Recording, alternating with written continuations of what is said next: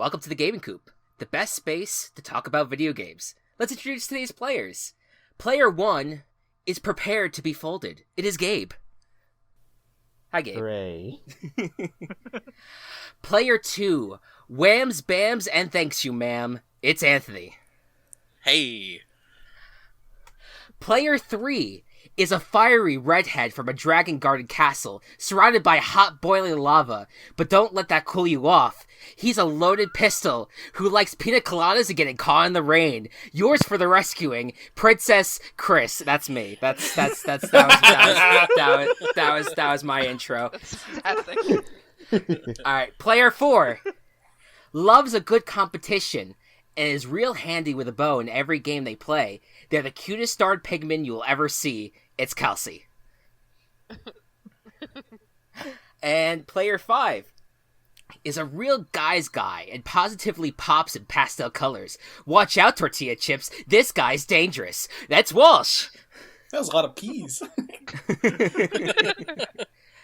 And player 6 claims that lions are his favorite animal, yet Pyroar isn't his favorite Pokemon? It's It's Matt, or Go-Cubs. Hello! Welcome, everyone, to the Gaming Coop, the first ever episode that we're doing this. If you don't already know, we are part of Team Chaos Productions, which is a bunch of podcasts that we've been doing for the last year or so, with Virtual Ball Boys, and Table Party, and Dock of Shame. You may have been coming from one of those, or you may be completely new to us. And then if that's the case, we would love for you to get to know us a little bit more. So I'm going to ask the group a few questions real quick. I'll even just do it under one umbrella question. What is your earliest gaming memory, and what does gaming mean to you? Let's start with Anthony. We'll start from. I'll go down the Discord chat. I'm honored. So, my first gaming memory is when I was really little, probably about 3 years old. My dad and I had a game on the Sega Genesis called Operation Desert Storm, or something along those lines. And you would pilot an attack helicopter around the Middle East. And looking back, a little problematic. But you would do good things like, saving school buses that were stranded in the desert. But anytime we blew something up, we would say, hot damn, together. And it was really sweet. That's really awesome. And what does video games generally mean to you? So, it's hard to say, because video gaming is, probably my biggest hobby. I guess video gaming is, in some ways, an escape. In other ways, it's an achievement. But most importantly, I see it as something that brings people together. Even when you play a single-player game, you form these experiences that really help you connect with other people. And it sort of transcends the other things in your life. It gives you some common ground on which to really make friends with people. Mm-hmm. Absolutely. What about you, Matt? So, oh geez, throat wasn't cleared. So I'd say my earliest gaming memory, I played a lot of old PC putt and backyard sport games and all that. But the one that really cemented me as video games are a thing was Jak and Daxter for the PS2. I remember playing that a little bit at my cousin's house and being just enamored with it. Mm-hmm. And I was able to convince my parents, or I don't know if it was us convincing necessarily, but we got a PS2 for Christmas one year, and I got a bunch of games. I think Jak and Daxter was definitely one of them. One of them was SpongeBob: Revenge of the Flying Dutchman, of course, which was the first game that I played on the PS2. Very nice. But Jak and Daxter kind of both convincing me to get a PS2 in the first place, and also just kind of being a staple of my life. And it was one of the first games I decided to 100%. Really just stuck with me for a really long time. So yeah, perfect.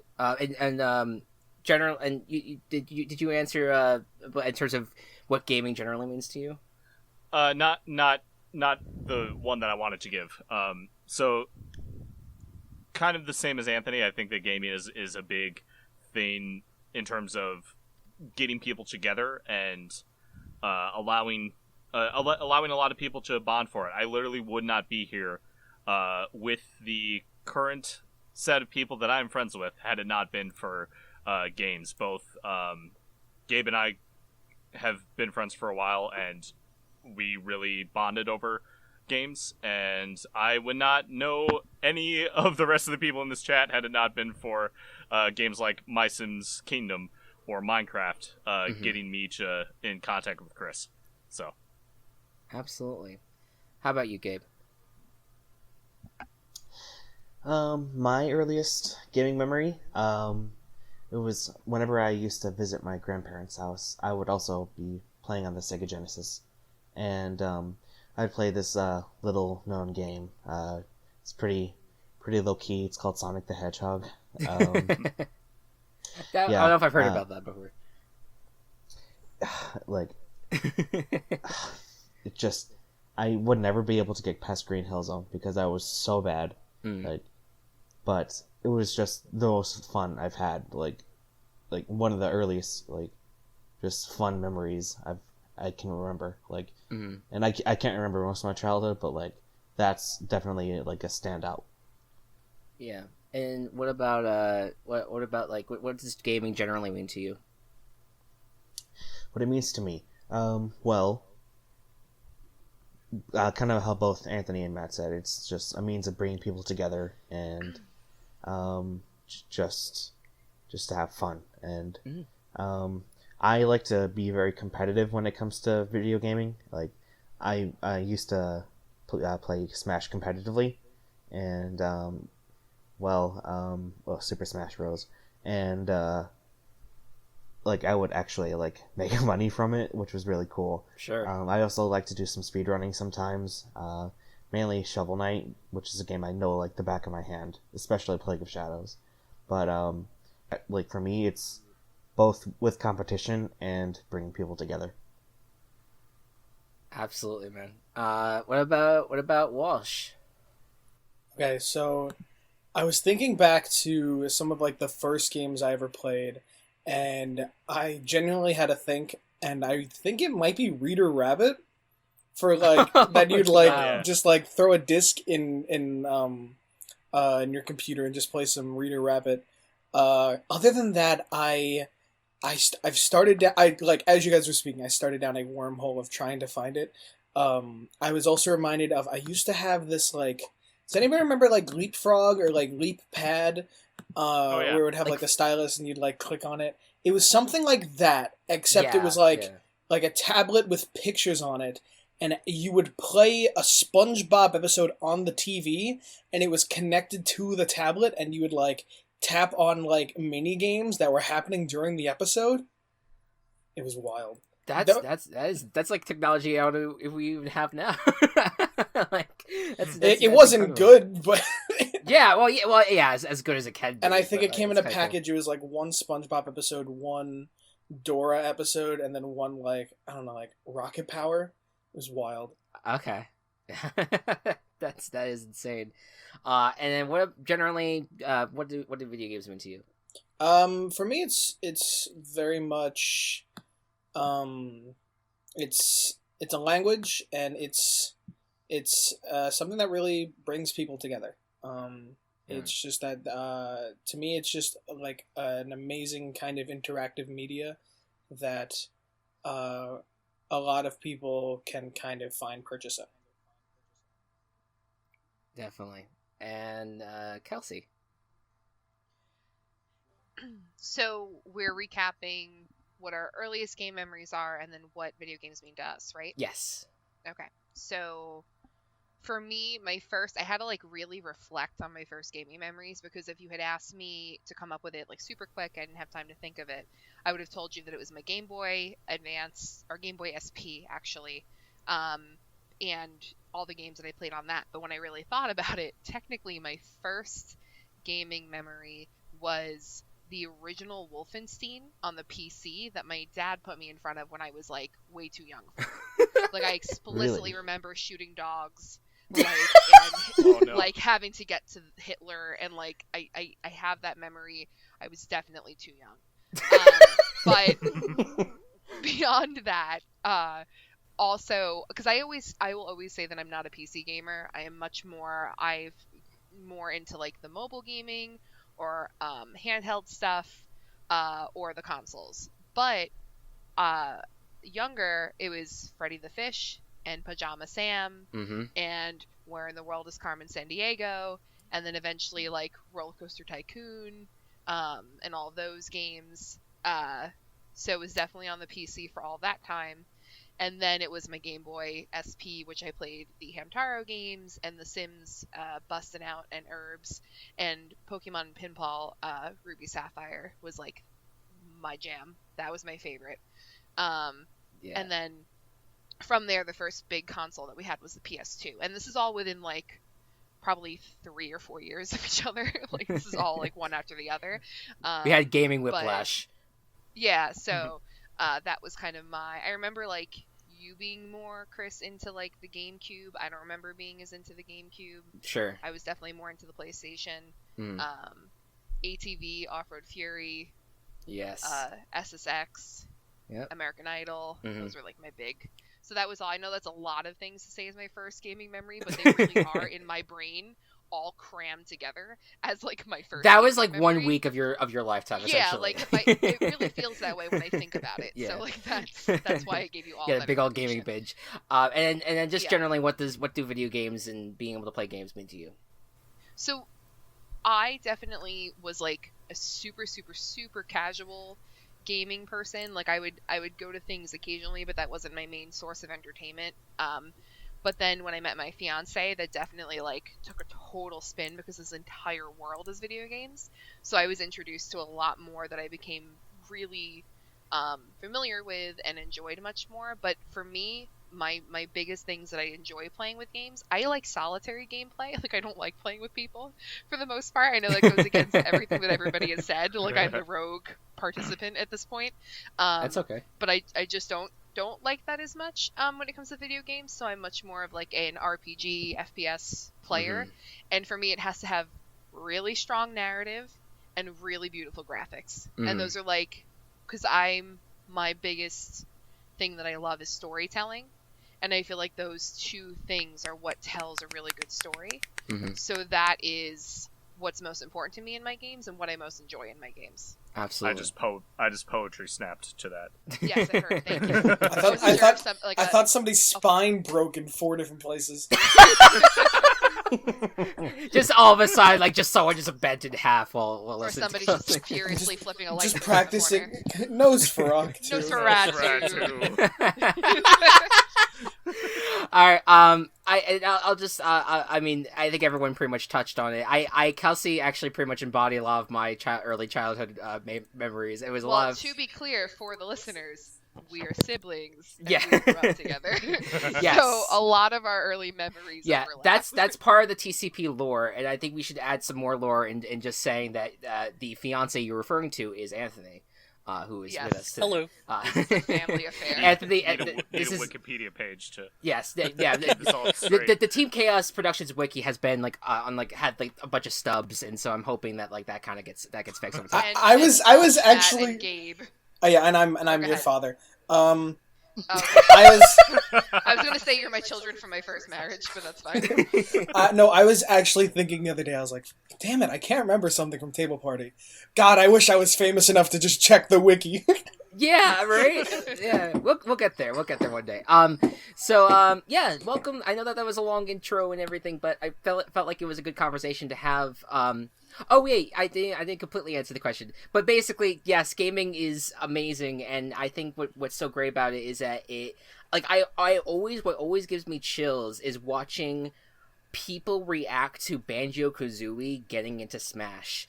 That to me always gives me chills because it's like, man, this character that like is just like, I know is beloved, but like hasn't really been around that much.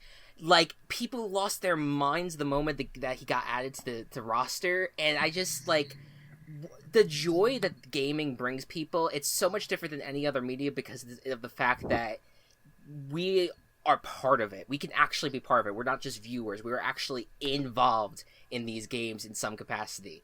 And it's so nice, and I'm so glad that we get to have this podcast to kind of talk more about the games that we love.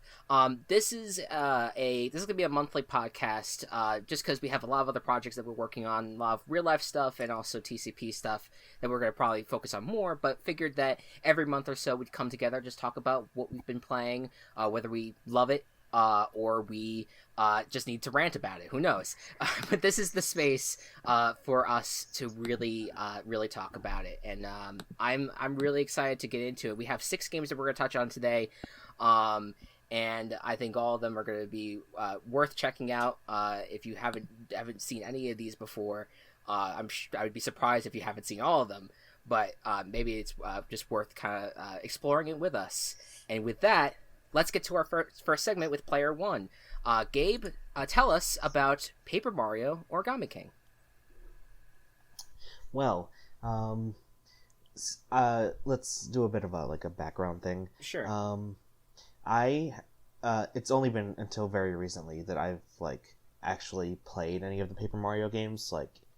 Back in 2014 or 15.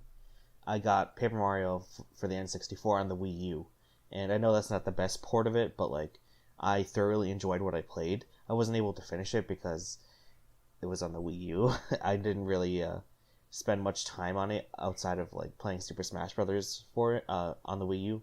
But that was a pretty good step into the series. After that, I ended up getting the Thousand Year Door for the GameCube, and I got this was a few years later. I got halfway through the game, and this was when Matt or GoCubs was around. I played some of it in front of him, and it was thoroughly enjoyable. I think I liked it even more than 64. Just I know this sounds kind of shallow, just for mostly for the visuals. I think the game looks gorgeous. That's even fine. On the GameCube. Yeah.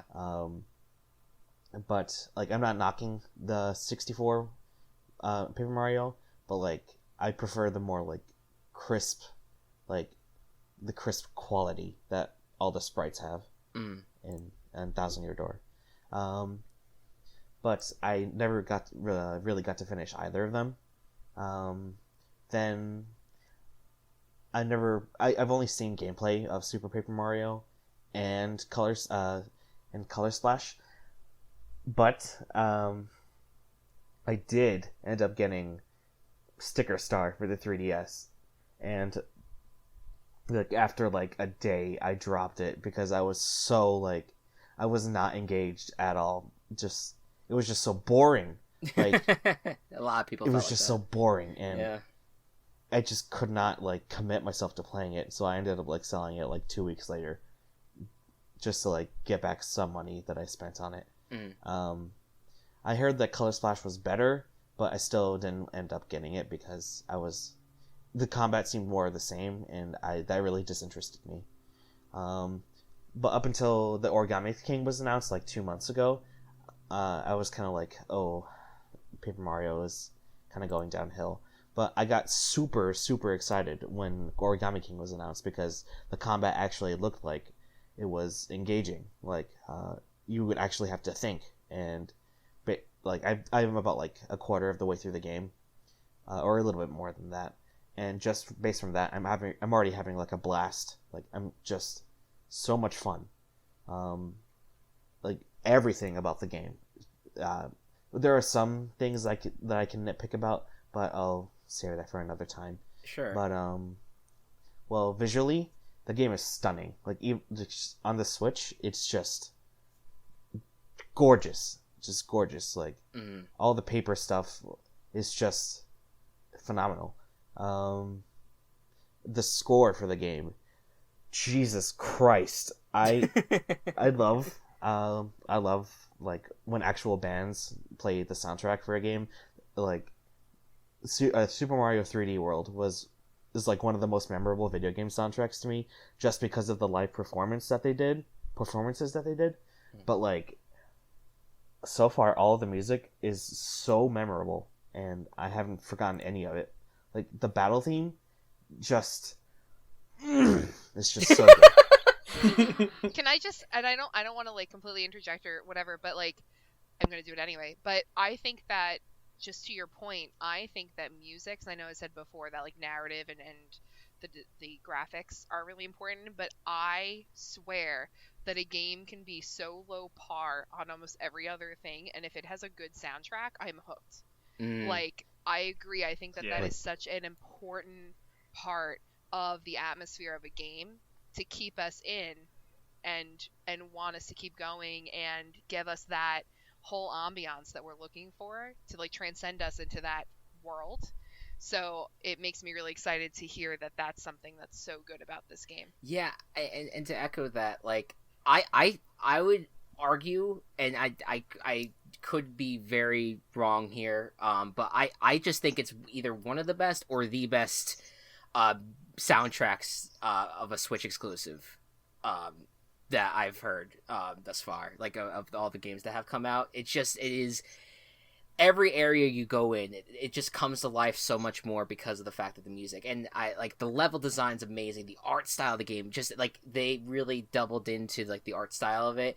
And I think my favorite thing was the collectibles. I love games with collectibles, with you are trying to like find toads in area, like all the areas, and the toads like they're not annoying and like as like other Paper Mario games. Like they actually have really funny dialogue as you find them. And then there's treasure chests and like hidden question blocks you have to find. It's just like for a completionist, like this is like a amazing deep dive if you want to just go hard and trying to complete a game. I'm still trying to do so. It is a treat. One note that I love that I've seen, I've not played the game, but in some areas where there's a speaker on the tree, if you hit the tree with the hammer, the speaker falls down and the music stops. Yes. that's like, I think the campsite, I think that's where that happens. It's such a funny detail. Yeah. Yeah, this game really adds to the charm and the tone. It's really super detailed on that front. I think that like the only like criticism I would give the game, and I've talked about this with some of you guys before, there's just some character design things that I think that the Paper Mario community has made very clear that they're not happy about. Like that they find that some of the character designs are kind of bland, and I'm not necessarily talking. There's like a bomb, that a bomb that like calls himself Bomb and later is referred to as Bobby. That just kind of looks like a bomb, and without a fuse. And that's where a center of a lot of people's criticism is, that like he's such a great character but just doesn't have like a very unique design. But I have like other examples, but I don't want to spoil anything necessarily that come later in the game, where I literally like just at one point where I saw a character, I was just like, are you kidding me? They could have made this so much better in terms of like a really in-depth character design. And I wasn't like completely thrilled with the art material bosses, but I love the rubber band boss a lot. It's really it's just this humanoid rubber band boss thing that you fight. It's just so fucking good. I really enjoy it. Anyone else have thoughts? So yeah, I was reading. Oh, go ahead. Go I'm actually not too familiar with Paper Mario. I've watched some playthroughs of it, some things here and there. So I guess to put myself in like the perspective of maybe some people who aren't as familiar, or I'm even curious about like the Origami King. I'm looking at pictures of it. Is the plot that like characters are being folded up into origami and they need to be saved, or what's kind of going on here? As far as I know, yes. Yes, that's the case. Okay. Yeah. All right. I'm hooked. Because it's just like such like a very simple idea. Like, because I know you kind of take the Mario world and you get to explore it in this very new kind of fashion of making a lot of different things two-dimensional and even exploring how those can even affect gameplay, but then taking it a step further and now playing into these like, or the idea of origami, I think I find very interesting. Mm-hmm. And like one of the, I used to do this when I was younger, primarily back in high school. I actually did used to take part in like origami. Like I used to actually make a ton of stuff with origami. So as soon as I saw like the idea of the game, I was hooked from the beginning because it's something that I like recognize so well, and it's just a neat idea that they have. I know they've done like origami themed bosses in previous Mario games, like Hooktail. Like it's just a big old thing of origami, but like to have it be the central gimmick about the game it just really pleased me. Anthony, you were gonna say something? Oh, thank you. Yeah.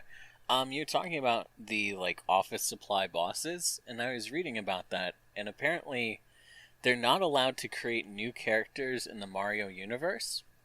So they either repurpose pre-existing characters to be bosses, or they come up with things that aren't necessarily, or rather couldn't be construed as future characters in the universe, which is why you fight like a stapler at some point. I think. you there's basically like any art material that you fight, that like it's basically all of these materials are used to create origami in some capacity. Okay, I see. So it's not really just an arbitrary thing then. It actually has story significance. Yes, it does. I just wish they had like eyes. Like I was just other slap a pair of googly eyes on like a little bit extra character traits to them. I wonder why that's the case for the Mario property, that they couldn't add more characters. Is there like a specific reason that you saw there? Like that they said that they couldn't create anything more or add more to the lore? No, I didn't see a defining reason. And with Nintendo, they are just a vault of secrets sometimes. I get it. Like, we may never know, but it may be that, like, creating a new Mario character can have so many different implications. Like, if they create an origami boss, like, are they gonna have to add it to, like, the new Mario Tennis game? Not that there is one, I'm just saying. Sure. But maybe that's why, Yeah, I totally get that. All right. I think, unless anyone else has thoughts, we can move on to the next game. Let's go. All right. Next up, player 2 is Anthony with World of Horror. Take us away. So this is a wonderful game to follow up talking about a cheerful, sunny Mario game, because it is anything but. So, I guess in one sentence, World of Horror is a retro-styled roguelike where you investigate paranormal in a Lovecraft and Junji Ito inspired game. So it's set in 1985, and that flows through even the user interface. The game is text-based with, some graphics, and it's 1 or 2-bit. You get to pick.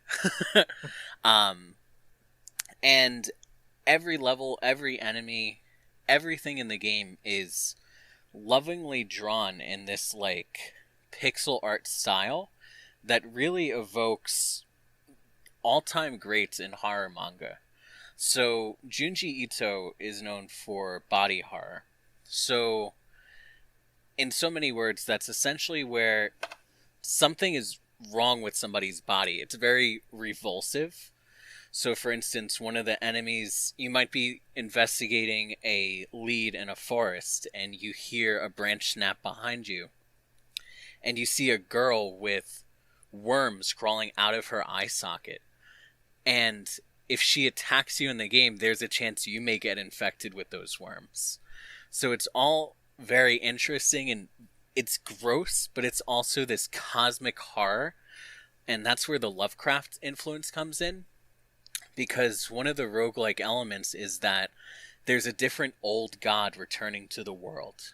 So some of them exert their power through mirrors, and other ones are spiders that make it so that you can't run away from enemies. And it's all very interesting because every single time you play the game, it's going to be different in little ways. There are stat checks where, hey, maybe you pray to this shrine and you find money behind it. Or if you're unlucky, you find a human hand and your character gets unsettled and just a little bit more close to completely losing it. And when you investigate these mysteries, there are multiple endings. Sometimes you don't get to the person in time, and the person you try to rescue is dead. In one of the scenarios, you're investigating this jar of eels that a friend gave you, and your friend that's investigating with you slipped and fell on a puddle of blood, and now you see her eye is pulsing, and you have to make the choice. Do I rush her to the hospital, or do I cut her eye open and try to help her out? And the game never lets up. It never lets you have an easy choice. And sometimes you get really lucky, and sometimes you have to live with the consequences of a bad choice or an unlucky choice. But what really drives you to keep playing the game is a sense of exploration, a sense of discovery, a sense of what happens when you find out that what's causing this mystery is this crazy cosmic force, and you somehow beat it with a baseball bat. And it's really just an incredible game, and it's not even out of early access yet. So if anybody is interested in horror movies, horror manga, investigative games, I completely recommend it. How long would you say a playthrough takes? So I'd say your average one run through is probably going to be about a half hour to 45 minutes. Oh. Yeah, Okay. in each one you investigate 5 stories, and each of those is usually about 5-10 minutes. Awesome. Yeah, that seems like the perfect length to for a game like that, with a lot of replay value and a lot of different paths to take. Definitely. No, I remember I was looking at pictures and I was like, this feels very like Junji Ito, and then I was like, Yeah. oh shit, hold on. No, this is right up my alley, and I'm really surprised I haven't heard of this game until like you mentioned it. I'm already like really into all of this. That's wonderful. Yeah, it launched in early access back in March. And I mean, it made some small waves, but people were they weren't talking about it a few days in. But they've added some really amazing updates, and they keep adding more stories and different things to find. So it's very, very worth picking up. Is it like, so is it like, as you go through each path, like, is it kind of like just building towards like can you reach like a finale, like a ultimate finale or something, or is it just basically like, just they all has different endings? There's not like one concrete like this is like the true ending of sorts with this game. So I'm glad you asked. So the entire game is like this long-term resource management, right? So like, let's say that you make the wrong choice and you break one of your bones or you get frostbitten. That's going to carry with you even after that mystery is over. And so do the level ups you earn, the skills you earn, the allies you make, the weapons you find. And after every mystery, you find a small key in your mailbox. And when you finish all 5 mysteries and you have 5 keys, you can go and unlock the lighthouse that's been locked as long as you can remember. And on every floor, there's a different challenge that's going to test some aspect of your character's stats. And when you finally reach the top, you confront the Elder God that is looming over you this whole playthrough. That's something else I forgot to mention, by the way. The entire game, every choice you make, if you delay yourself, you bring the old god closer and closer to destroying the world. So sometimes you have to think, do I really want to check out what's in that shop? Because that's going to waste a day. And the ending, as far as I can tell, it's not always a violent ending, Sometimes it's just like you get there and you knock over the telescope, like the Elder God's not coming back today. But yes, everything you do is essentially preparing you and your party for this final showdown and this final test. But it can end prior to getting there as well. Yes, there are so many runs I've had where, like, I fight this really powerful boss at the end of the mystery, and I don't make it through. And there are 2 failure states for your character. One is where you lose all of your physical health, in which case you literally die. The other is when your mind snaps. So you also have a sanity meter called Reason, and anything that's, like, otherworldly or eldritch drains that meter. And when you can't take it anymore, your character goes crazy and they can't stop the Elder God. That's very Lovecraftian. Agreed, definitely. Wow. So, to clarify, you're saying that there's essentially infinite ways to play the game, because if you can choose a different path each time, and then you can make individual choices within each story, it's kind of like you can just play it forever. So ultimately, it does boil down to, maybe 10 stories or 10 investigations. And there's a pool of random encounters, random enemies, and those all have, like, pass or fail options. So the game is constrained somewhat because it all has to operate within things that they've drawn, within things that they've written. But there's also an option where when you play, you tilt it to things that you haven't seen yet.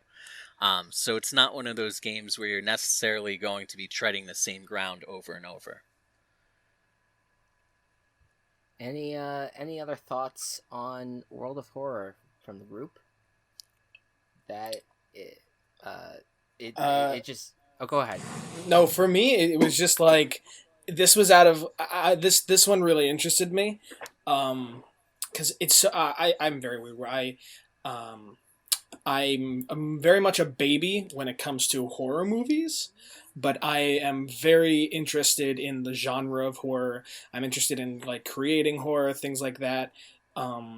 Go check all out all the people I've put through body horror in Table Party. No. You know what I'm about. Yeah. But yeah, I was just like, yeah, I like Lovecraft and I like Junji Ito, and I'm like, it's too bad they're from totally different worlds. And it's like, oh, why? Oh my, who's that beauty over there? Whose, like, face is, like, scarred open and is full of worms, and I'm like, ooh. Yeah, this is a great horror game to start with if you don't really like the first-person horror exploration game, because at its core, it's really like a resource management and survival game. You know, the battles are all about, like, okay, I'm going to plan out, first I'm going to dodge, then I'm going to ready my attack, then I'm going to hit him with this baseball bat.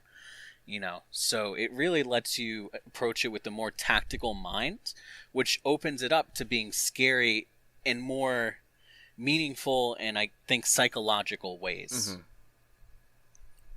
Mm-hmm. It sounds like it's like a great indie game, and I guess once it's out of early access, I think that maybe it'll become a lot more popular. I'd be curious of how it goes overall.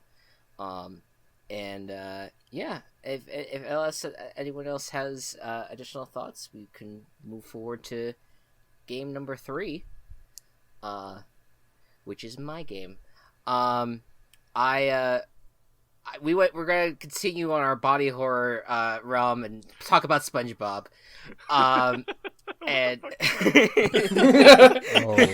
Well, you've seen the way he, like, flops on walls and yeah, and he stretches himself. It's just yeah, it's really gross. You're not gonna tell me that Bubble Buddy isn't body horror? Fair. You know what? Yeah, you got me there. So is his skin made of hat? Or is his hat made of skin? So the SpongeBob games generally, I mean, or let me even go broader. Licensed games generally, you always have to be careful with them because a lot of them are just kind of like advertising schemes. They are kind of like they put a game out there just to kind of bring attention to the actual medium that they're advertising, whether it's a TV show, movie, or comic book. Although I would say the comics tend to do better with video games and actually care a lot more about video games. But I digress. But when it comes to SpongeBob games, there is a good chunk of them that are actually relatively decent. And there's one game that I think is one of the best 3D platformers of the PlayStation 2 era, in Battle for Bikini Bottom. And most recently I got a remake for the new consoles, for Switch and for PlayStation 4 and Xbox One, as well as a PC version, and they basically upped the graphics and upped the, made it so that way it's just basically a whole remake, but it's not necessarily, there wasn't really much new. They just kind of made it more beautiful. And then also added the multiplayer mode, which is, for everything that I've heard, mediocre to just straight garbage. But we won't talk about that. So the game itself, excuse me, I forgot I'm missing my notes here. The main plot of Battle for Bikini Bottom is basically like a usual SpongeBob episode, only maybe a little bit more in depth. Plankton is once again his usual ways trying to steal the Krabby Patty formula. And his method of doing so is creating an army of robots. However, when he creates said robots, he forgot to flip a switch that would basically set the robot's obedience to him, and it says obey and don't obey, and he had it accidentally set to don't obey. Why he installed that onto his machine, no one knows. But that's, you got further plots along. And so the robots go and basically destroy Bikini Bottom, and the goal of the game is you play as SpongeBob mainly, but you also get to play as Patrick and Sandy, and you go through each of these different areas of Bikini Bottom, from Jellyfish Fields to Goo Lagoon, Rock Bottom, Kelp Forest, all these different areas, and you are trying to clean up the robots throughout the town, and also try to get into the chum bucket to shut down the machine and just shut down what's happening with the robots. So to me it's very like, it has a similar system to like a Super Mario. I'm trying to compare it to like an older game, Super Mario 64, a little bit. Yeah, it's like Mario 64 if you didn't exit the world after you collected stars. That's exactly what I was gonna say. So it's which is what Banjo-Kazooie does. Yes, as well. Okay, so Banjo-Kazooie, another good example of this, and it's what I really love about this game is that it adds so many more layers to the realm of SpongeBob that you don't get from the TV show. And it was made back when SpongeBob was like still like good, and so it really kind of played off of that. Off of like the really good era of SpongeBob, and kind of inserted into a game that you could just explore in your own time. And it's a little like it's not open world per se, but it is like you can just explore it and enjoy it, and it's a lot of fun. You have all these different tasks that you could do to earn golden spatulas, and then you use those golden spatulas to kind of progress through the game, earn abilities for SpongeBob, and ultimately get to Plankton. And another one last thing, I was talking earlier about how much I love collectibles. One of the best parts of the game is trying to find Patrick's socks, which are scattered across all the different levels, and are hidden in very interesting places, and you have to use different methods in order to get to those areas. So it's a really good game. You could play the new version, but I definitely recommend playing the old school version as well. I have never seen Patrick wear a single sock. Or two socks for that matter. It's a good question. I could not tell you why that. I think it maybe is part of the joke of the whole thing, is that you're gathering Patrick's socks that he does never wears. But we just kind of go with it. There's potholes in this game. I won't lie. Battle for Bikini Bottom feels like one of those games that almost like. Is there anybody here who has not played Battle for Bikini Bottom? Like, it just feels like one of those games that just like so many people had. and it was like the game to get. You know what I mean? Totally. It had no right being as good as it was, and yeah, it was, and just the fact that it was like so far reaching on even like so many consoles too. It was just a lot of fun, and I'm really glad. Yeah, they remastered this it. was one of my favorite games, and something that Chris and I bonded over early in our friendship, which is awesome. I think I've 100%ed this game more than any other.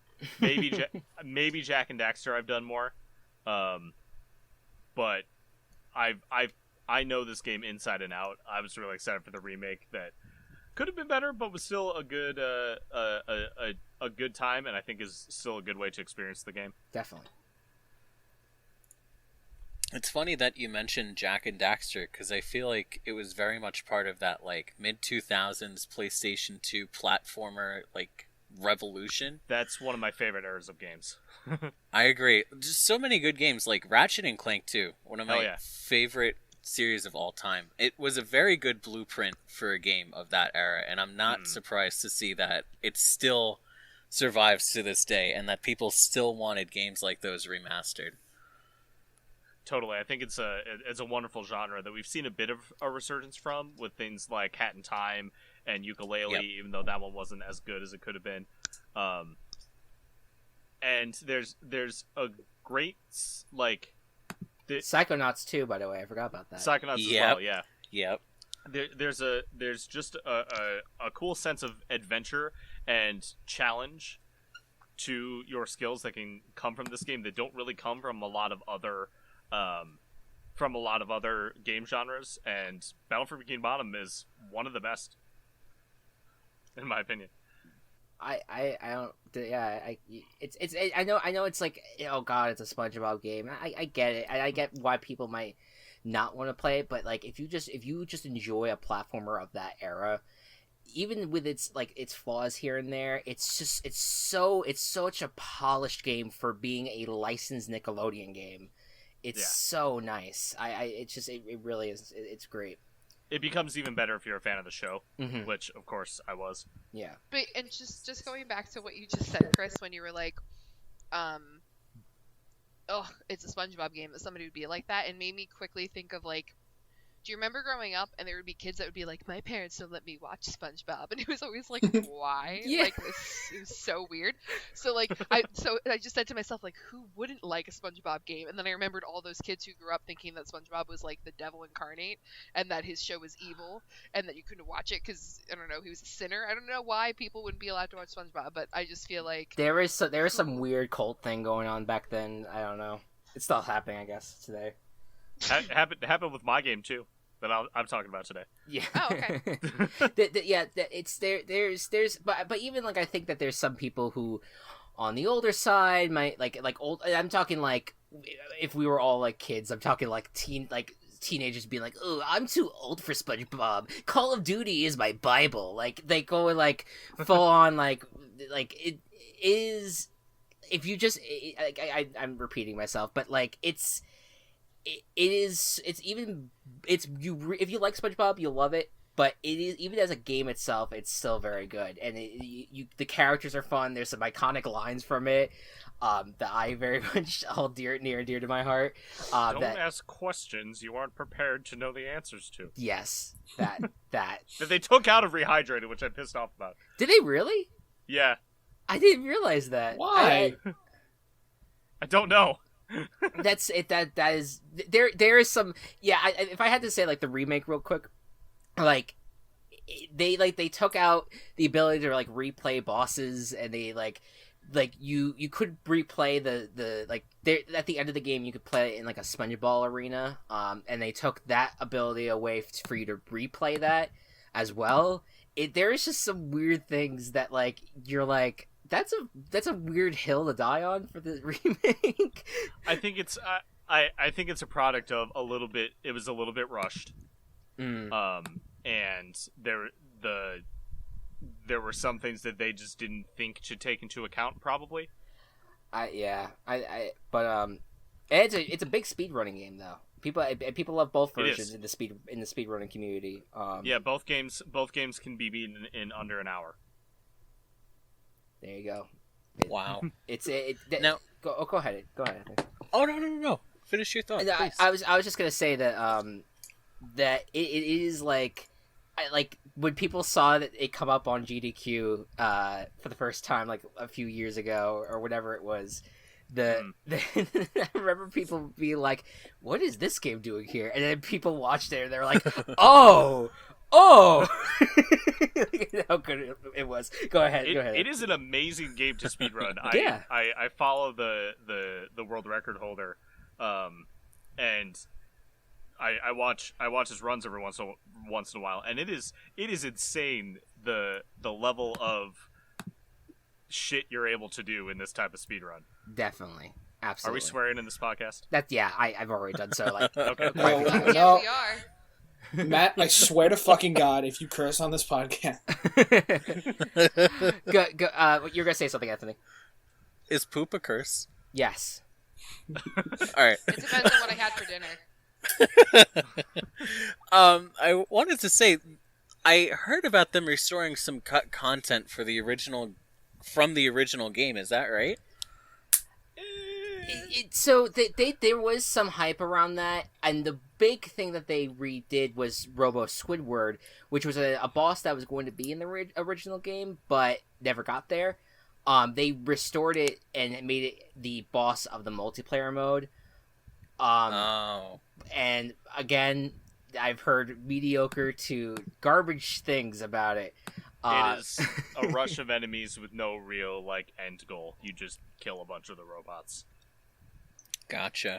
But there was all this stuff about Glove World is going to be in it, because that was a rumored level and that never got added to the game. Which to be fair, Patrick's Dream as well. Well, okay, that Patrick's Dream, I will that. I'm okay with Patrick's Dream being how it is because it's hilarious. Yes. But even Glove World, I don't even know how they would have inserted Glove World into the whole game. Yeah. So I'm okay with them not including that. I would have. I agree with you that Patrick's Dream is perfect the way it is. I do kind of love the idea of a level that's just made of ice cream or whatever the hell it was going to be. I would have loved to have at least experienced that. But you can play the SpongeBob movie game. That's true. That's another good game we may talk about eventually. All right, I want to move on here. Unless someone else has something to say about the game, I think we're good. Yeah. All right.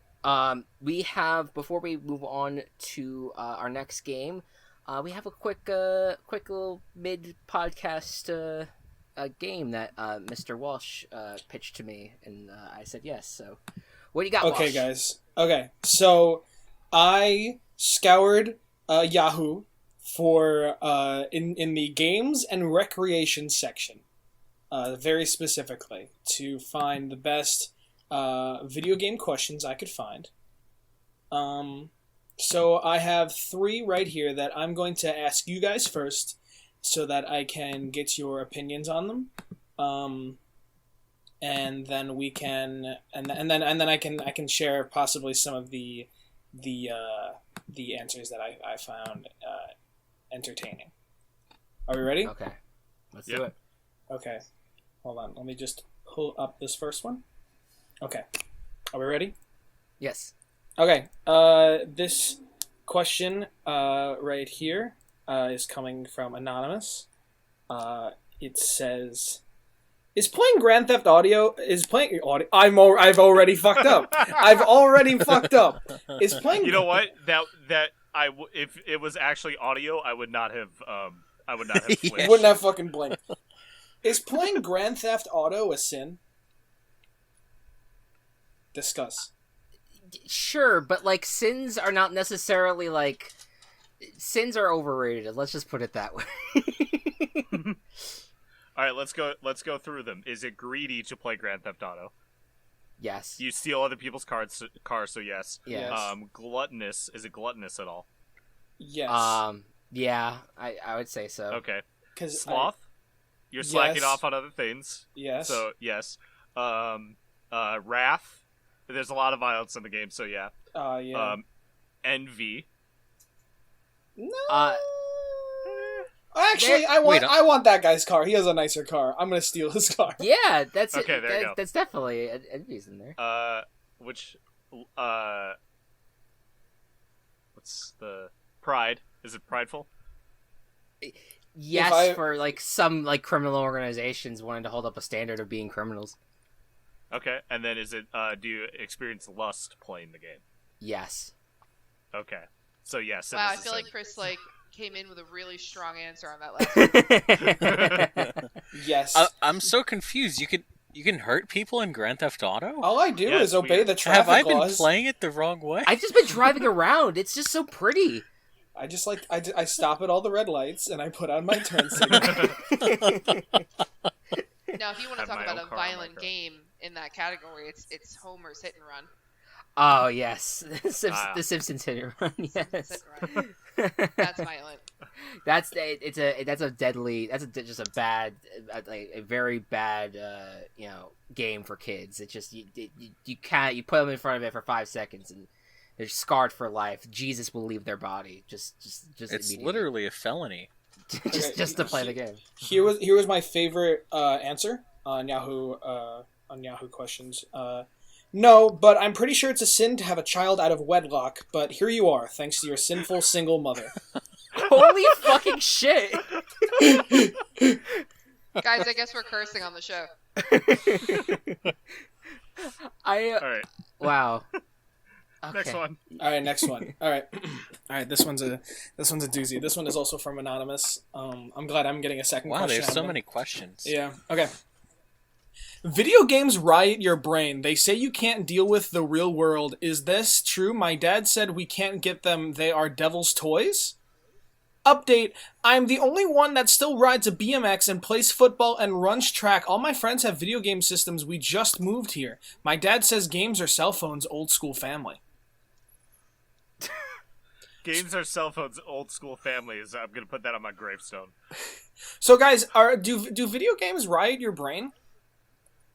They say you can't deal with the real world. Is this true? My dad said we can't get them. Are they devil's toys?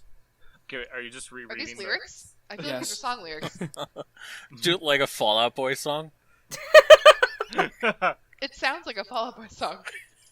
Do video games riot your brain? Patrick Stump, is that you? Man, I don't even know what to what to say to that. I mean, if you sure, maybe like if you, I think it has more to do with like staring at a screen will probably melt your brain and your eyeballs after a long period of time if you're doing it for so long. But that's really the only connection I can really make there. Playing video games will be more constructive than watching Fox News, which will rot your brain. So, Wow. This is true. Look, all I have to say is I'll 1v1 his dad in fucking Smash any day. LOL noob. Wow. You sound like one of the fucking answers to this question. Actually, most of these answers are either like I don't think so. I think your dad just doesn't like them. Or my favorite one is just this like very toxic like atheist rant that just goes on and on. Oh my god. Good. Newsflash. It contains the phrase "Newsflash: There is no God. If there were a God, he wouldn't have taken my mother from me and my siblings when we needed her most." That is. So do me a favor and tell your dad to shut the fuck up until he knows what he's saying. That is a guy who's on a mission right there. Just a I'd reference Blues Brothers, but he's not on a mission from God. He clearly said so. Yeah. Okay. I have one final question. Okay. Also from Anonymous. It's been a busy day. Anonymous strikes again. Yeah. From the games and recreation section. Why did dinosaurs smell so good? Gasoline smells delicious. What made dinos smell so good? Oh my god. This is why That- 2020 is going the way that it is. That connection. Wait, when was this question asked? 3 months ago. Okay. Yeah, it's 2020. That was in the current times. The fact that they like have that connection of gasoline and dinosaurs, which but don't know. That's such a weird question to ask. Can you answer? No. Why did dinosaurs? But guys, why did dinosaurs smell so good? I mean, do chickens smell good? When Live cooked, ones? Why did Live ones? why did the chicken cross the road just to get his newest perfume? What? Newest what? Perfume. What He was said that? perfume. Oh. You sounded like you said perfume, but with an extra Y in there. Pure fume. I want my pure fume. It sounded like you said perfume, but without moving your lips. Perfume. Yeah, that's what happens when it's just like all of a sudden just shut down. All right. Well, thank you, thank you for that, Matt. Oh, yeah, my favorite answer was, for the love of God, man, smoke less marijuana.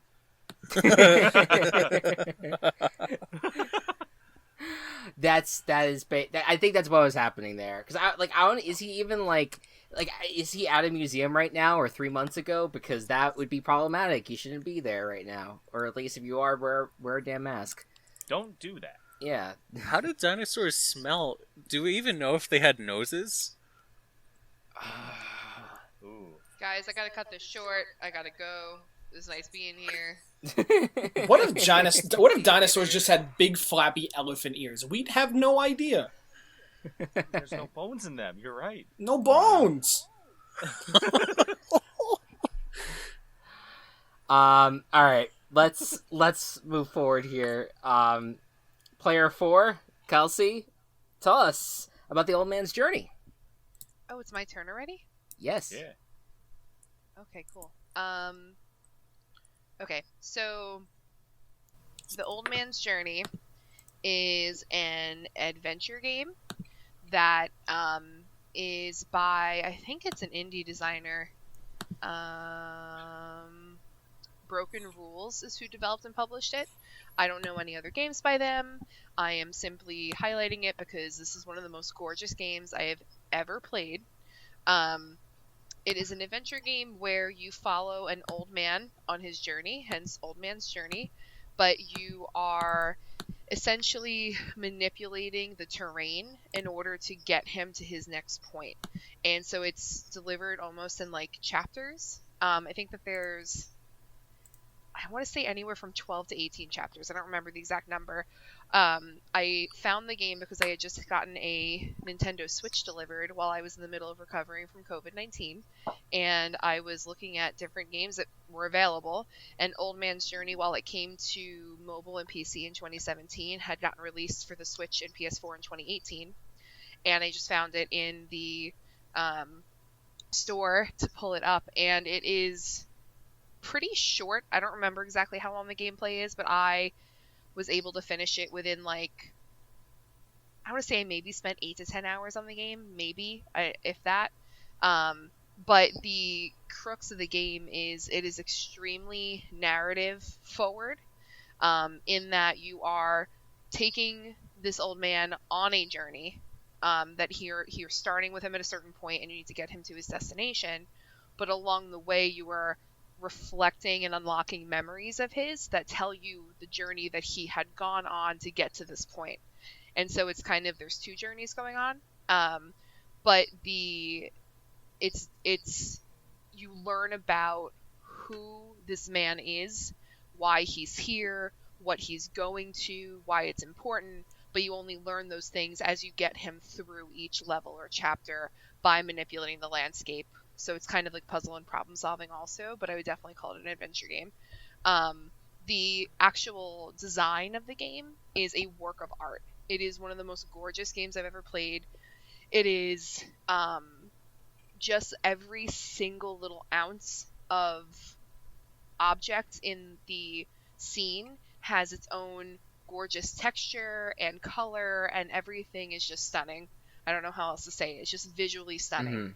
Mm-hmm. Out of the 24 awards that it was nominated for in that award cycle, it won 16 of them and was an honorable mention or runner-up in 5 others.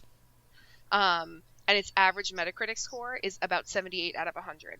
And so it was extremely well received as a game. And like I said, it was just kind of for me, games have always kind of been about an escapism, and as I mentioned previously, I mostly fall in love with games that are graphically and narratively gorgeous. So this game fits every single part of that, and for me, it was about because I had been at that point quarantined for like 3 weeks and was still recovering in the middle of like my 6 weeks that I was really, really sick. So it was completely a way for me to escape from everything that was happening in my immediate sphere and go into this little stunning world of a different journey and somebody who was traveling across land and sea to get to his destination. So it was so perfect, and totally cried at the end like a baby. Like I cried at certain points in the middle of it because it was so beautiful, but like when you finish it, it just is, it's so poignant and so good. And I don't want to spoil it for anybody who hasn't played it, but I highly recommend that if you're just looking for like something to play that is a little bit of escapism, a different kind of animation from other games that we're typically playing, and just a really good story. And sorry, I'm not letting anybody else get a word in edgewise if they have something to say, but while the narrative itself is kind of simplistic in that this is the man, this is, you know, who he is and where you need to get him to go, it's delivered completely in a non-linear way, the full narrative of the story, because as I said earlier, you're only finding out bits and pieces of important information as you continue the journey and unlock more information about like who he is or where he's going or why. So it's very good, very, very good. Be good. Sweet. I think like I no one likes admitting it, but the best type of media is the media that can make you feel so many emotions that you just burst into tears. And I very much am on the side of like, I don't like to admit it, but I enjoy it so much.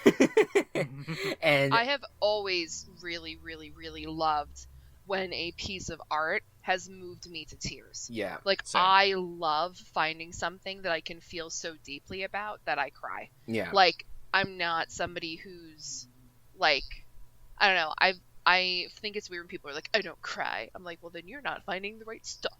Because I think that everybody needs to cry, and everybody should love something so much and feel something so deeply that it, like, that to me is just part of being human. And I feel like this game, like, if I had to say anything about this game, it's so clearly and beautifully captures what it means to be alive and to make mistakes or have regrets and just keep putting one foot in front of the other and live into an old age. And then, you know, whatever your choices become at that point with your whole life of perspective behind you, like, that is what this game does. And that sounds super, super, super heavy, but it's not like you're in it for 300 hours, like in like a Skyrim type where it's open world and you want to kill yourself by the end. Like, that's not what this is. It is a short game that is just beautifully capturing what it means to have lived your life. And so it's very good. Yeah, I love games that can do that, or anything that, like you said, can move me to tears. I rewatched, slightly off topic, I rewatched Full Metal Alchemist Brotherhood for the third time last week, and the ending still made me cry, even though I knew what was coming. I knew how it ended. Yeah, and something that I do actually. I'm sorry. Go ahead. Keep going. Oh, it's a wonderful feeling, and I think those moments stick with me for longer than just regularly playing a game. Right. And like for me, like when you said you rewatched it and it makes you cry no matter what, I get to the point where I watch something all the way through and something has made me cry. My perfect example is the Christopher Nolan Batman trilogy. Mm-hmm. So like I watch all of those movies. It is like one of my favorite superhero-y type movies. I get to the end of the third movie and I freaking lose my shit the first time I watch it. Like, I absolutely bawl. I have like a meltdown. I now can't watch these movies. Like, I start from movie 1 and I just cry through all of it. Because now I know what's happening and I think that it's so good and I just am so obsessed with it that I just cry the whole movie. So like now when I've actually opened up Old Man's Journey again and started from chapter 1, I'm like, oh my God, it's so good. Like, I just, right from the get-go, I'm like sobbing. So It's just so, I'm not normally somebody who ever gets the opportunity to play indie games just because I'm not putting myself in that space. I'm a much more casual gamer than most of the people on this channel. And I don't really keep up with what's around. I happened upon this, and I'm so glad that I did. Yeah. Kelsey, how much did you pay for this? For the game? It's a really good question. It wasn't like a full game. On Steam, it's $8. I don't know if it's the same for the Switch. Because I was looking on mobile, because I was the second you said it was on mobile, I went to look, and it's only like $5 on mobile. Yeah, it's $9.99 on Switch. And it looks like it's like the whole thing. I saw one of the reviews, and it was like the whole review. It was a 4-star review, and it was like, it's great, I love it, amazing. Just wish it was longer. And I was like, bitch, give it 5 stars if that's the only complaint.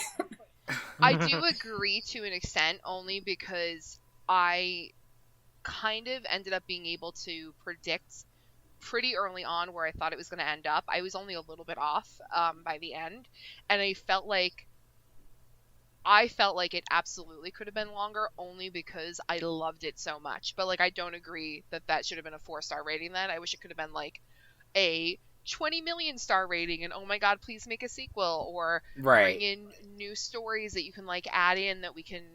I don't know. I just thought it was so well done that I wanted so much more from it. So while I agree with the sentiment of the review, that just is so stupid. No, I didn't mean to. I'm more like calling it out as a joke. Oh yeah, no, I know. This looks amazing, and I'm already very interested in playing it, especially if I can kind of take it on the go with me.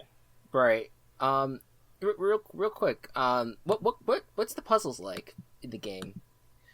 So it is essentially that, and it gets more complicated as you move through each level, but you start out, say that the old man is in the foreground of the screen, and there's different like hills of terrain behind him. You click on this, I forget if you click on the screen, or I guess you move the joystick. I forget exactly what the mechanics are because it was months ago, and I feel like it's been 20 years since I played the game.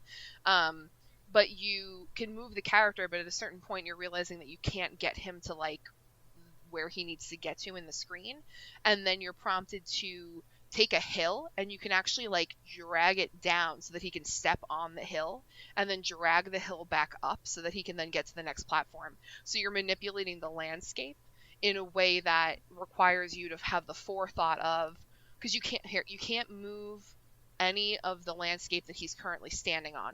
So, like, if the character is standing on a hill, you cannot move that hill. Mm-hmm. So you have to have the forethought and kind of problem-solving skills to be like, okay, if I make him walk here, then I can move this, or have him jump over, like, or walk through this river. But if he gets here, he's not going to have anywhere to go, so I can't do that. So then maybe if I put him here first, like, that kind of thing. So you kind of have to think about how you're manipulating the landscape, but it's essentially a drag and drop type of functionality where you're selecting the landscape, moving it, and then letting go. Okay, interesting. Any other thoughts on Old Man's Journey from anyone else? Yeah, I think that sounds awesome. I mean, you know, we get all excited about games with, like, really mind-blowing gameplay, but sometimes these really thoughtful games kind of get, like, neglected, and they get put by the wayside because they don't generate a lot of hype. And I think that these kinds of games are what elevate games as an art form. So I think it's awesome that you played this and that you brought this game up, because it's not something that we would really think about, like, you know, the top games of 2016 or whatever, but it's something that sounds like it definitely had an impact on you and that you're going to remember it. So definitely. Absolutely. Yeah, I mean, like, when I was approached to join the podcast and I had to think of my game, like, the first couple of things that came into my head, I was like, oh, I'm going to talk about Skyrim. No, I'm going to talk about the Bioshock trilogy. Oh my god, Mass Effect, Shepard is my queen. Like, I had all these things in my head that I wanted to do, and then I really thought about it. I was like, no, I want to discuss this game on a platform, not knowing whoever's going to listen to it, but knowing that I think that this game deserves to be played with by whoever thinks that it's even a little bit interesting, because it really was transformative and such a piece of artwork, and so I'd want more from this company. Like, I think that they just did such a good job, so yeah. I did that on purpose. Yeah. That's wonderful. Thank you for sharing it. Absolutely. Yeah. Mm-hmm. All right. Next up, is Dream Daddy with Walsh talking about it. Player 5. Okay. All right. Hi. I'm here to talk about all the daddies that I've dated. So I remember, and I think it was very much because it's, very much it was produced by Game Grumps. Very much it hit like the internet, very hard when it was coming out. And a lot of people, kind of knew what it was about and things like that. And I got the gist, but I find myself very much, a bit busy to really like sit down and play a lot of games. I like the joke that I probably get through like one game a year, at least when it comes to console games. But I had completely forgotten that it had come to mobile, and when I looked on it at the App Store, I just saw that it was free, which I found really interesting. So the way that they set it up to make it free is you have. Has anybody here played Dream Daddy? Yes, I have. Oh, okay. So they have like an introduction section where you meet a lot of the other dads in your neighborhood that you have just moved to. And by the time that you really get to know a bit about each of them, your daughter, Amanda helps you set up like a dad book page to kind of interact with and message these other dads.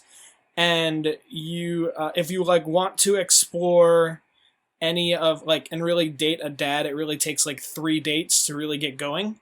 And they set you up with, you get 3 messages for free. And then if you wanted to pay for another 3 messages, it's $5. Or if you can get unlimited messages for $15, which is the price of the full game if you were to get it anywhere else. So I used my 3 messages.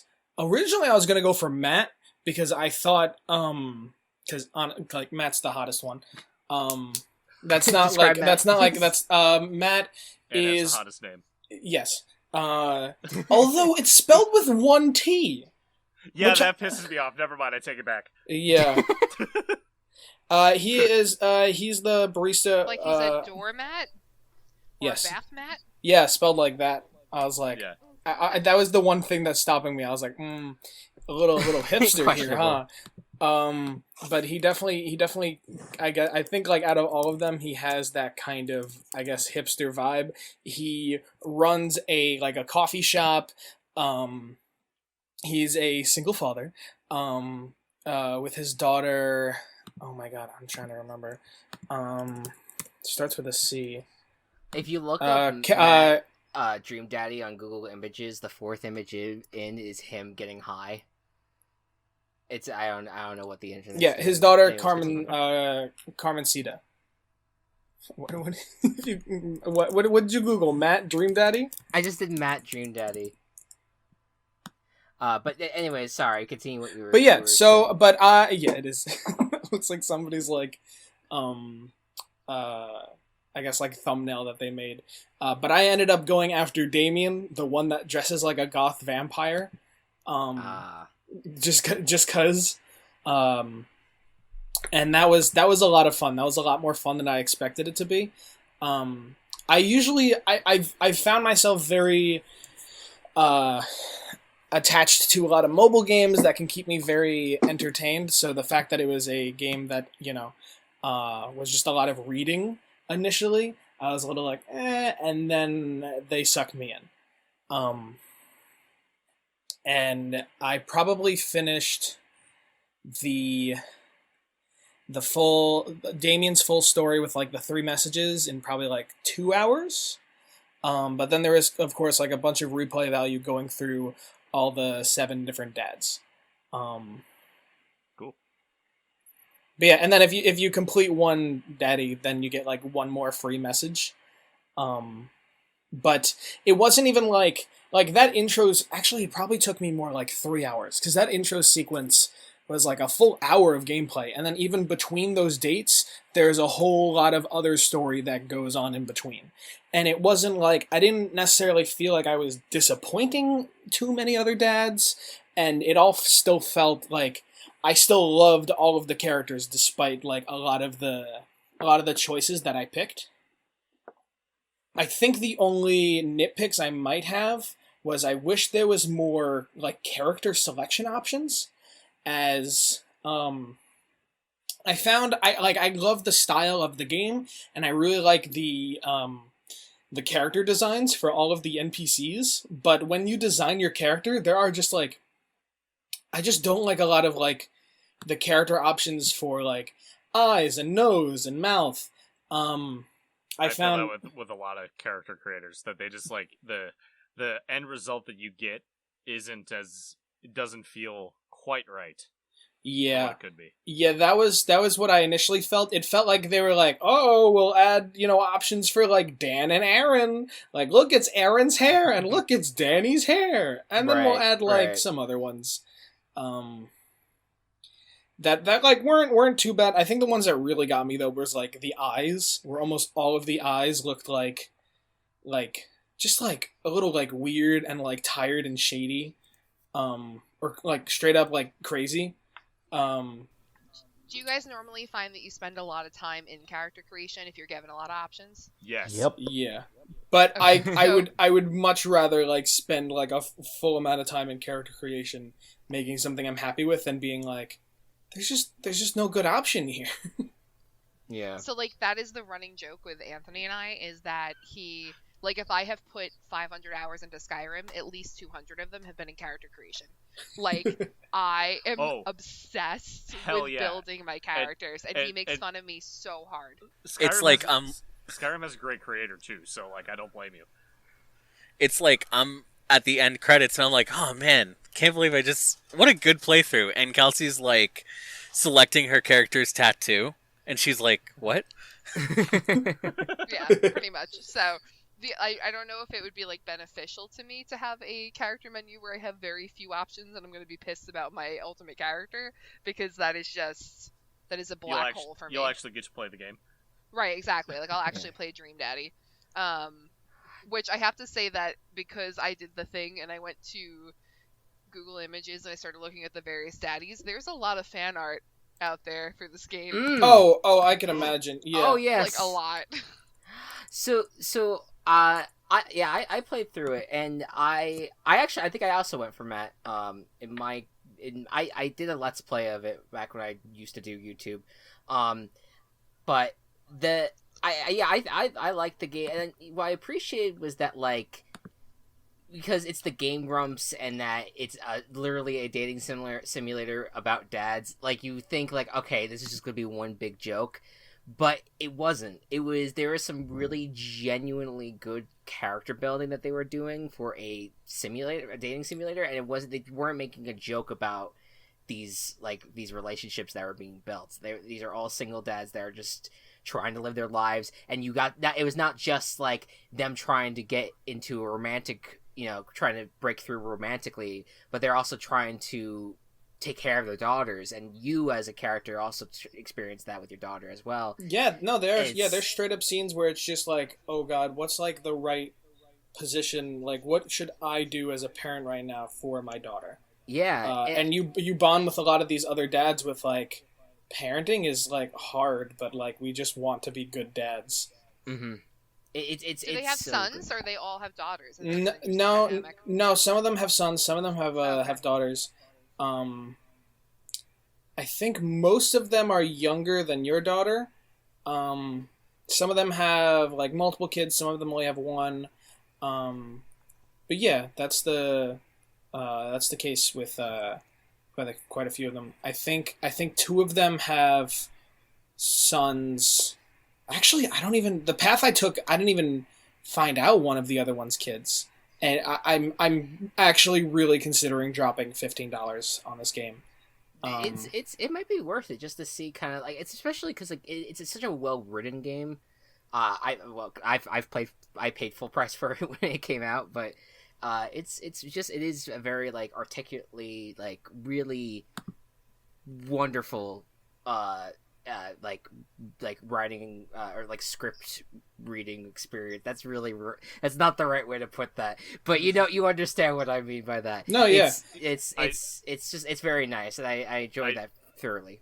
I do want to read off this line from the App Store screenshots.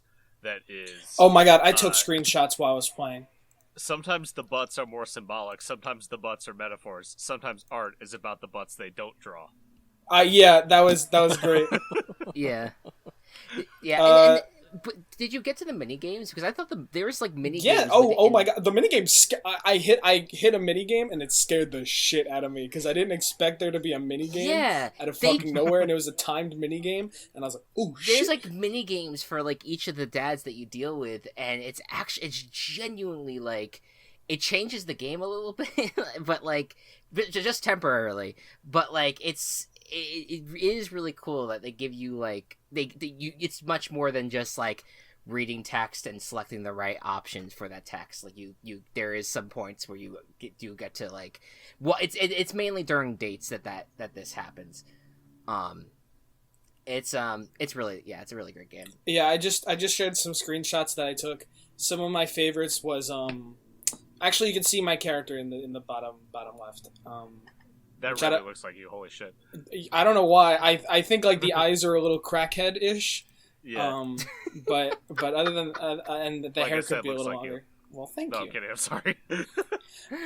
Like Amanda, he opened up a new jar of marinara sauce and then he drank it like it was a thing that normal people do. It was unholy. And then I asked him what the hell he was doing, and he said, I quote, "It's basically a smoothie, bro." Or since I was going through the Damien route, it turned out that Damien was, as like a slight spoiler, despite his scary aesthetic, is a bit scared of horror movies, which I found quite funny. But Damien being trying to act tough, like of course I have a favorite horror movie. Mine is Halloween Town. Terrifying. Yeah, a lot of references in the game as well. It's a great experience. Any other thoughts on Dream Daddy? I feel like somebody needs to give Brian Harding some love. Dream Daddy Brian. Yes. I wait, was Brian the heavyset one? Yes. I think that I actually think I went for him during one of my playthroughs. Really? Yeah, I think so. He is essentially a gingered, short-haired Anthony. So Anthony has left the chat. No, but that's such a cool concept. I really like that they turned like an established like. I'm not really part of this genre, so I don't want to. No, I'm not even like I don't even play a lot of dating games, honestly. Me either. Matt's like, I don't really date daddies. So. But I feel like the genre is very like samey. Like it's very like the characters look one way. They're all like heteronormative, and this takes that concept and it flips it on its head, and it kind of like reinvents it for a new audience. And I think there's something so amazing about that. Yeah, it's really cool, and I appreciate the Grumps for going in that direction. And even more than just the Grumps, I think it was like Layton and Vernon very specifically who like wanted to create the game. It was like the game. It was the Game Grumps brand was on it, but yeah, it was a lot of it was some of their behind the scenes people, like you said, Vernon and all that. But yeah, no, like my favorite character like is my daughter. That's no doubt already. And like despite only like existing in this space for a bit, I am already like proud of my fictional daughter. And in a lot of games like this where you're in like a dating sim, sometimes, or from what I've noticed, your character, your kind of like blank face character can be very bland. But you kind of actually like get to enjoy your character too as well. Whether it be like, all right, I'm going like, damn, all I had planned tonight was to just open up a tub of ice cream and just like sit down, but I should make something up if I'm gonna seem cool. Yeah.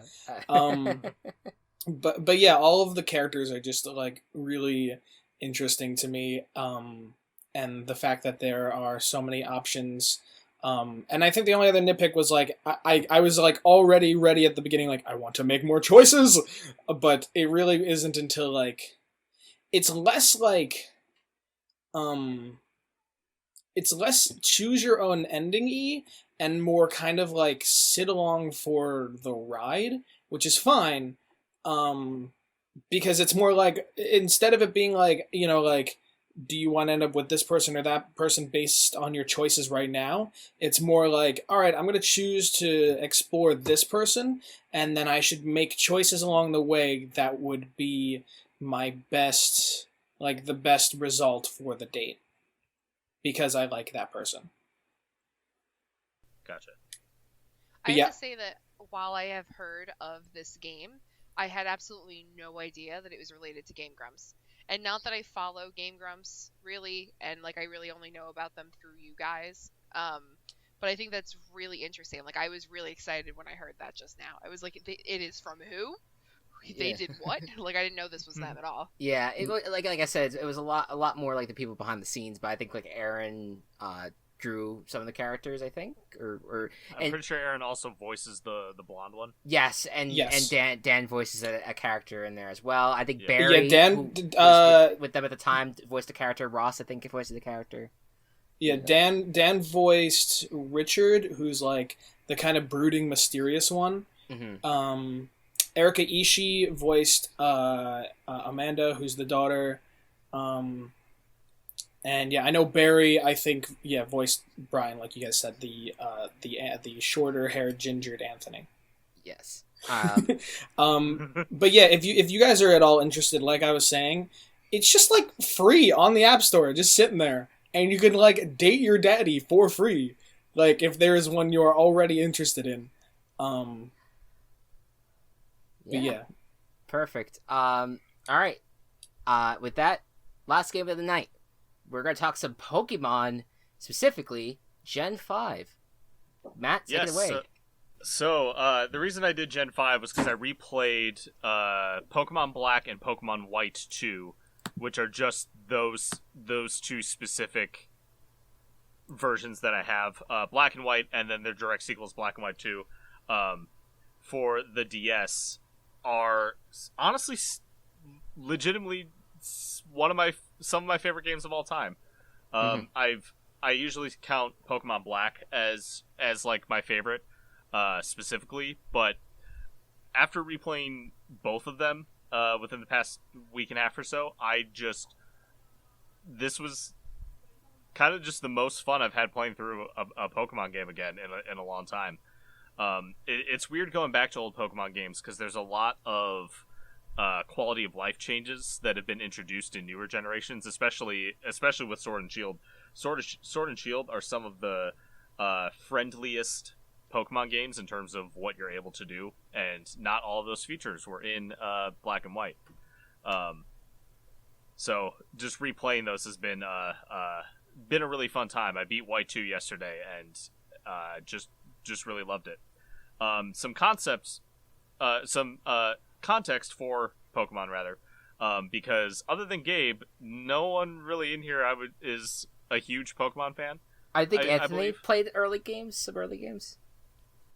I'd say I'm like a casual Pokemon fan. Okay. Yeah.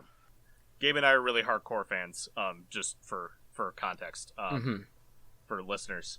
So, Pokemon Black, when it came out, it was the 5th generation, so the 5th new region, the new stuff coming out, and it alienated a lot of people because at some point it was revealed that there were no Pokemon from previous games coming back for the main story. There would be in the post game, you could transfer them over, but for playing through the game, it was an entirely new Pokedex. 156 new Pokemon, which is more than the original, and the most number of new Pokemon ever introduced, which is a fun fact. And you went through the Unova region, which was also the first region not based on Japan. It's based on Manhattan and New York City in general. So, basic idea of a Pokemon game, if for some reason people don't know, you go through the region, you fight gym leaders, collect badges, and you try to defeat an evil team. one of the things that set Pokemon Black in particular apart was that the evil team, Team Plasma, was really central to the story. And instead of like, oh, we're going to take over the world, or we're going to steal people's Pokemon or something, their whole shtick was that they wanted to liberate Pokemon from people. Mm-hmm. They wanted for all humans to release their Pokemon. They said that humans didn't treat Pokemon well, and it was presented in a way that that made you kind of think about it. Made you think about like the relationships between humans and Pokemon in the context of the game, what it means for them. And you find out the leader of Team Plasma is this character named N, who you meet a couple times throughout the game, who is dead set on, because of how he was raised, dead set on releasing Pokemon and making it so that that Pokemon would no longer be harmed by selfish humans. And despite that, as N went throughout the game, N was a very sheltered kid, you find out, and as he interacts with you more, he sees the duality. He sees that not every issue is black and white. And there's a lot of no, like it's funny to say that, but there's so many variances and nuances in all of these things. Like, yeah, some people use Pokemon for evil, and some use them for good, and there's no clear-cut answer for what should happen. And that story, Kelsey talked a lot about like storytelling. This story really drew me in, and it is the most narrative-driven Pokemon game to date. And for that reason, it's always one of my favorites to go back and replay just to experience how good of a story that is again. And then the sequel games, which Pokemon has never done before, literally direct sequels to the first games in the series. They happen 2 years after the fact. And even though the story isn't quite as involved as the first one, the second one has an amazing set of Pokemon for you to choose from. They bring back Pokemon from past games, past regions, mm-hmm. and to be able to use during the main story.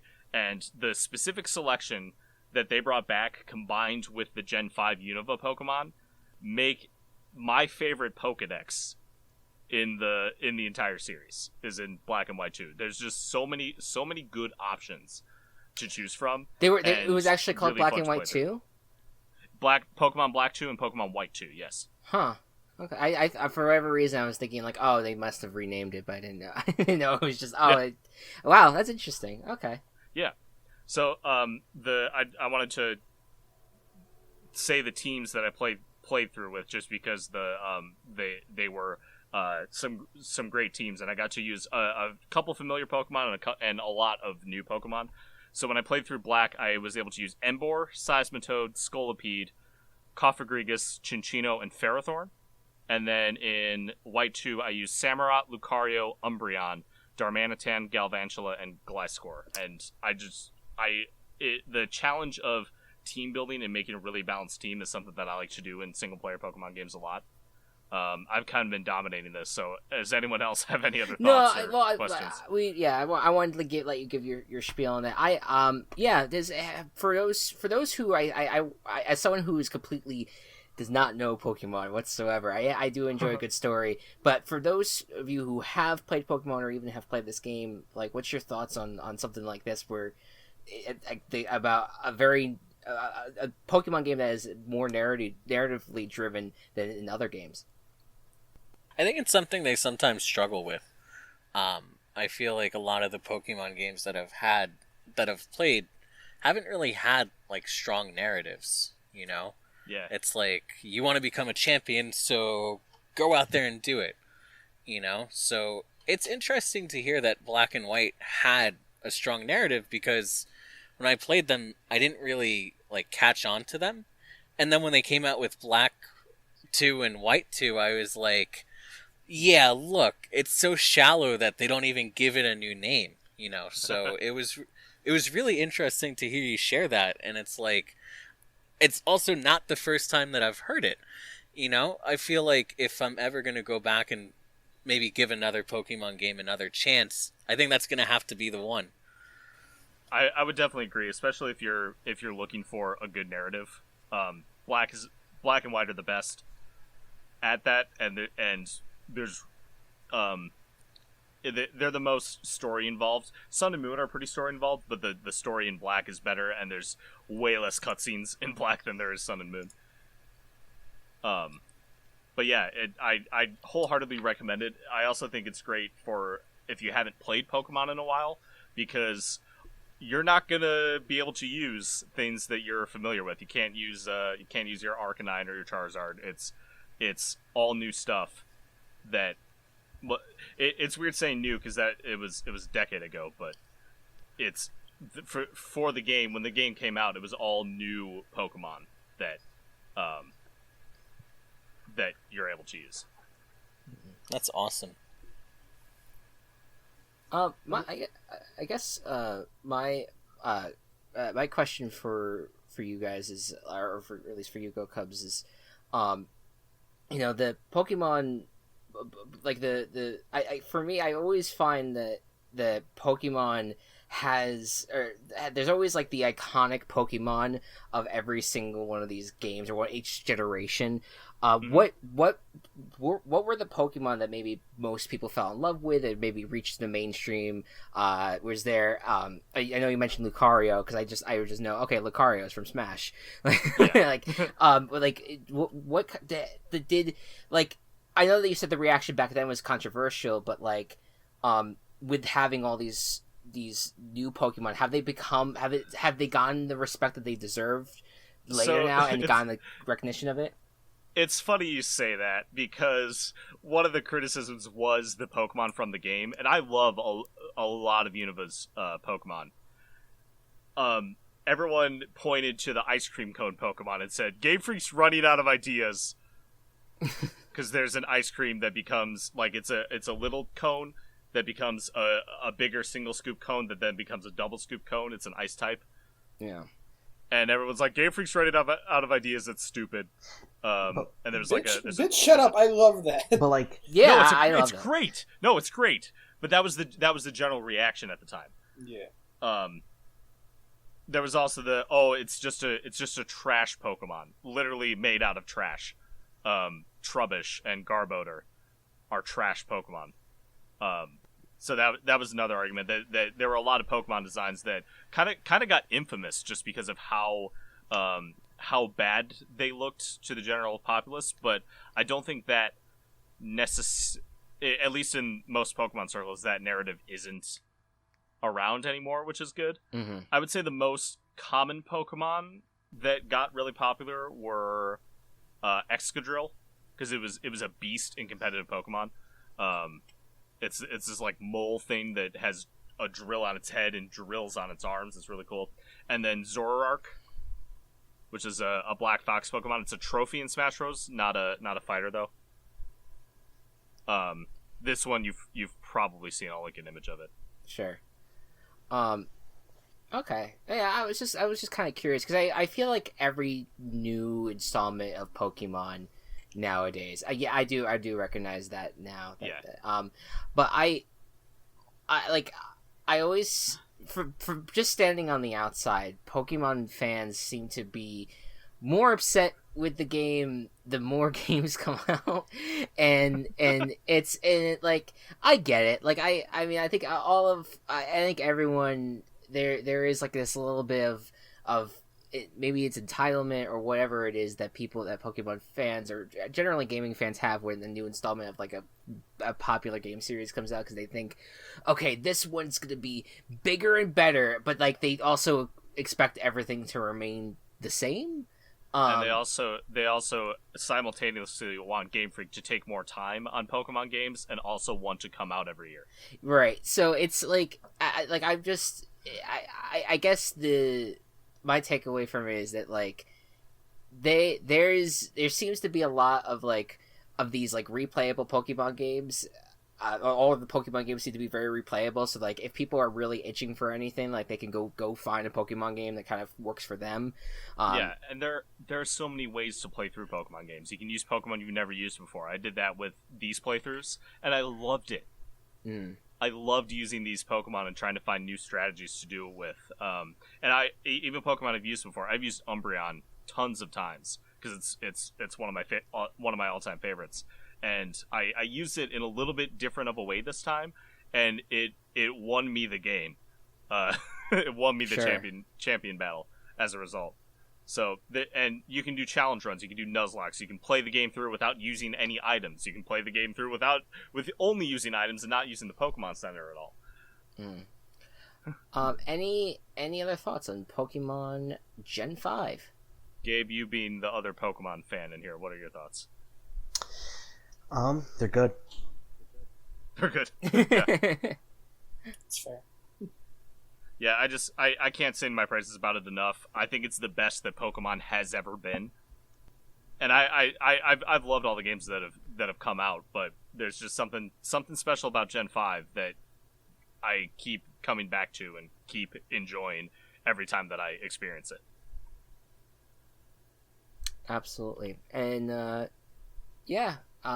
with that, I think we have reached the end of the first episode of the Gaming Coop. Yeah. You guys kicked ass. This was a great experience. Generally, like, I think what I look forward for this podcast is just, I love the conversations that we had here, and I think that I was talking about this with you guys, I feel like all of you guys have had this conversation with, but like, there's such a massive issue with gaming discourse nowadays that like no matter where you lie on a video game, like someone's gonna have the opposite opinion of you, and and some people will go out of their way to just be like, no, you're wrong, and be like, you like this game, you enjoy this game, it's trash, or you think this game is not good, well then go fuck yourself. And it's just like, that's the gist of gaming discourse, and I would love it if this space, like, if we could replicate this kind of discourse throughout all of our episodes, and I know that we will, just be able to be like, hey, we have our criticism of games, and we have the praise for the games, but overall we just are loving what we have played recently. And I encourage anyone who is listening to this and to join the conversation by using the hashtag Gaming Coop, and please add us at the Gaming Coop. Yes, that Twitter account is officially now active by the time you start seeing this. You will see us in about a month's time, not an exact month, but around a month from now, we will come back with a new episode, and we'll see who's here and who's not. Obviously we'll just keep on going from here, but I feel like this is a good start to everything. Any other thoughts before we end it off from anyone else? Cool, guys. Who's your dream daddy? Anthony. Aww. Thanks. What? Congratulations. All right. Well, that does it for us, guys. Thank you so much for tuning in. Game on. The Gaming Coop is brought to you by Team Chaos Productions. Follow us on Twitter at The Gaming Coop, or follow our other work at Team Chaos Pods.